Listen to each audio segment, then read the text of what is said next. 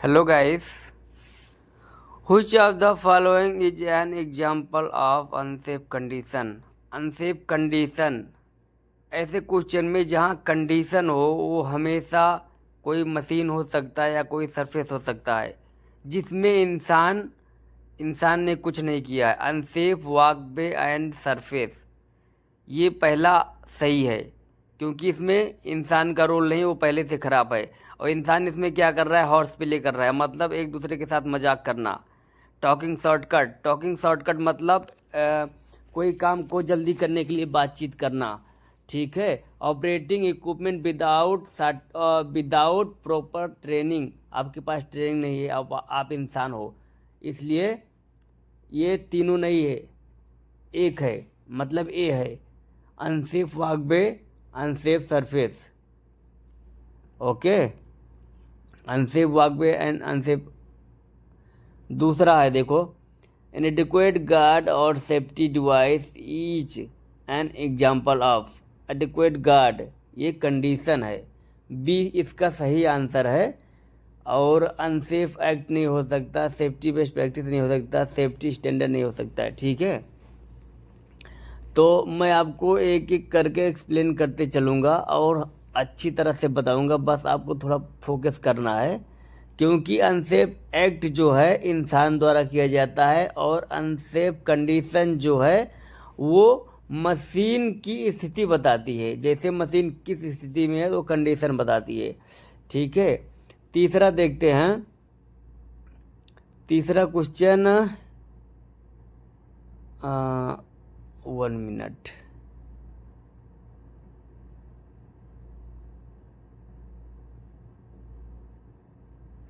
तीसरा क्वेश्चन है, select 2 common cause of incident from the following list. नीचे दो लिस्ट दिया गया है, इसमें से आपको बताना है कि common cause of the incident का कॉमन कॉज बताना है। Failure to follow rules and procedure number 1 हो गया। Hazard were identified and control, ये नहीं है। इक्विपमेंट इज प्रॉपरली आइसोलेटेड, ये भी नहीं है। गैस टेस्टिंग इज कंडक्टेड, ये भी नहीं है। No effective joint side inspection, A और ई, ठीक है। ये कॉमन हजार्ड है, ठीक है, जिससे इंसिडेंट होता है, ओके।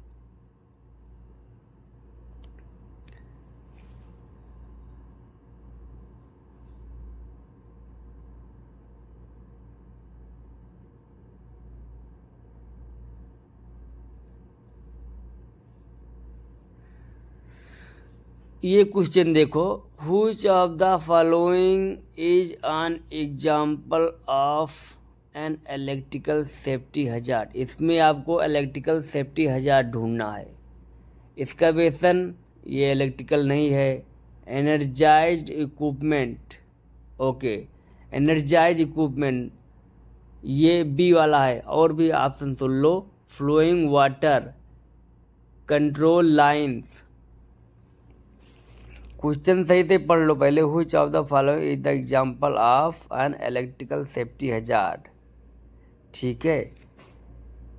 आपको ऑप्शन बी चुनना पड़ेगा, ठीक है, क्योंकि इसका बेसन नहीं हो सकता और फॉलोइंग वाटर नहीं हो सकता।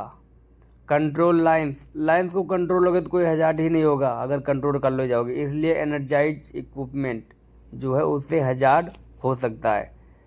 ये वाला देखो, which of the following is a safety hazard due to gravity. Gravity का मतलब क्या होता है?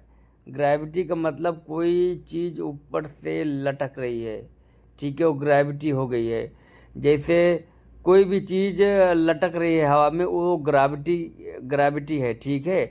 अब मोशन का मतलब होता है मूवमेंट, ठीक है।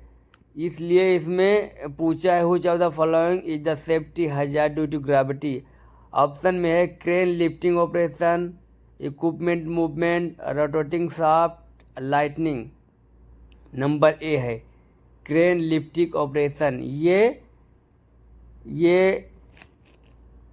ये सेफ्टी हजार्ड है ग्रेविटी का, ठीक है। लाइटनिंग नहीं हो सकता, रोटेटिंग शाफ्ट नहीं हो सकता क्योंकि वो नीचे है, वो मोशन है। रोटेटिंग शाफ्ट मोशन है, इक्विपमेंट मूवमेंट मोशन है, which the following is an example of a safety hazard due to motion और मूवमेंट। अब यहाँ मोशन की बात कर रहा है। मोशन में क्या, कोई चीज़ हिल रही है, मूव कर रही है, जैसे हैवी इक्विपमेंट मूवमेंट, ये मोशन हो गया। प्रेशर पाइपिंग, ये तो प्रेशर है, प्रेशर पाइपिंग प्रेशर है। Falling object, falling object gravity हो गया, जैसे कोई चीज़ नीचे गिर रहा है, ग्रेविटी हो गया। इसका बेसन ग्रेविटी हो गया है, ग्रेविटी। अगर इसका बेसन से मिट्टी खोद के गिराओगे तो वो गिर ही रहा है ना, इसलिए इसका बेसन भी ग्रेविटी हो गया है।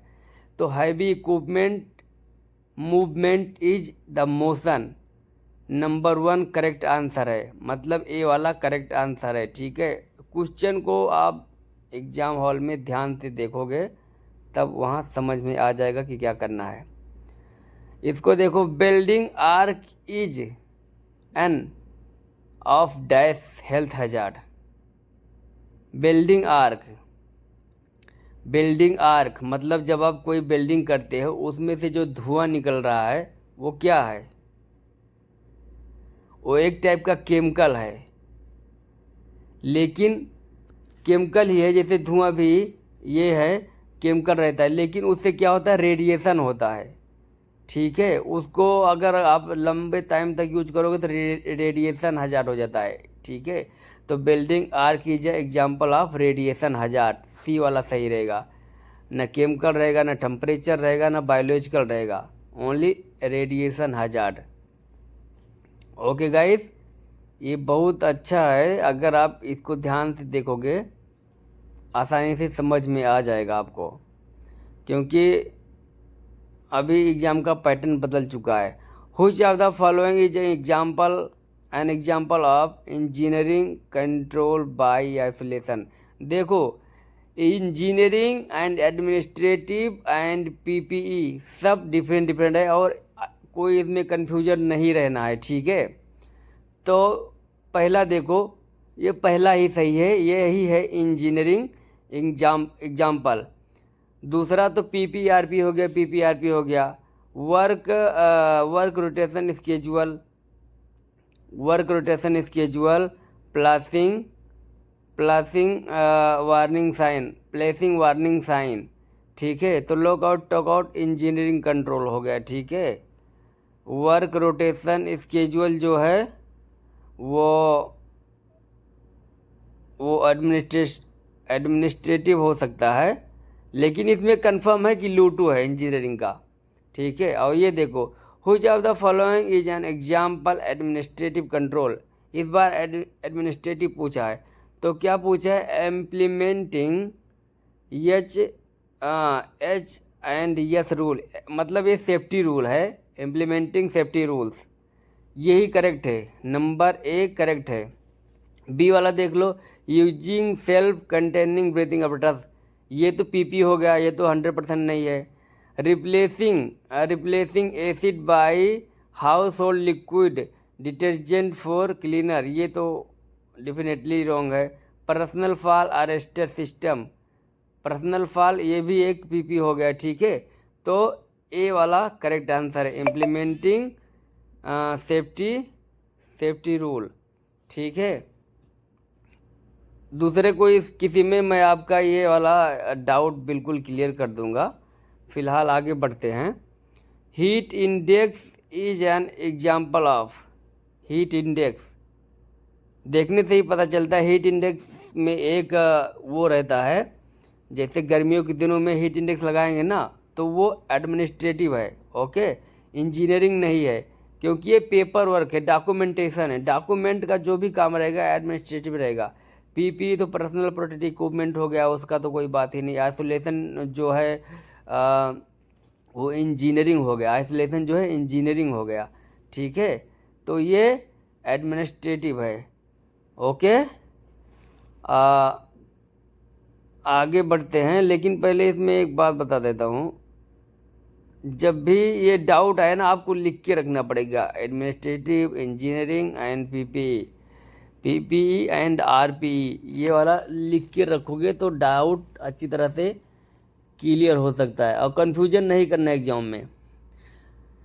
अब ये देखो, select 2 hazard from the list that are associated with the tools and equipment. Select 2 hazard, 2 hazard पूछ रहा है, कहाँ पे होना चाहिए? टूल्स एंड इक्विपमेंट में। तो डिफेक्टिव टूल्स एंड इक्विपमेंट, पहले तो यही हो गया।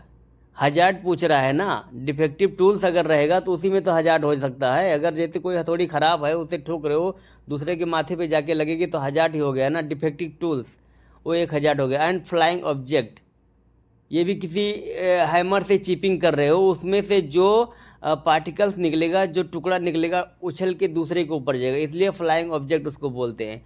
हार्ड सरफेस, हार्ड सरफेस तो मशीन टच करोगे। और पूर वेंटिलेशन, ये नहीं, मतलब ए और बी वाला है। यही दोनों करेक्ट आंसर है इसमें। Select the 2 hazard. ओके, ये देखो, which of the following controls is the most preferred noise and ventilation.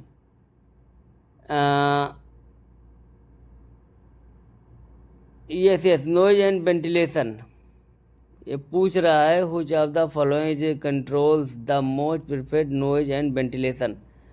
ये थोड़ा एक्स्ट्रा वर्ड आ गया है, उसको रिडक्शन स्ट्रेटजी जो है वो क्वेश्चन में नहीं रहेगा, लेकिन नॉइज एंड वेंटिलेशन के लिए रहेगा। तो इसमें आपको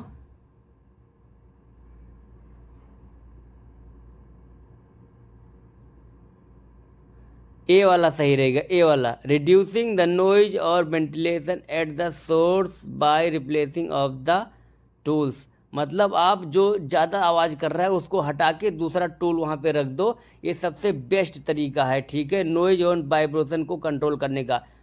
उसके बाद you must wear personal protective monitor where you may be exposed to H2S at what ppm। आपको पर्सनल प्रोटेक्टिव इक्विपमेंट कहाँ पहनना पड़ेगा?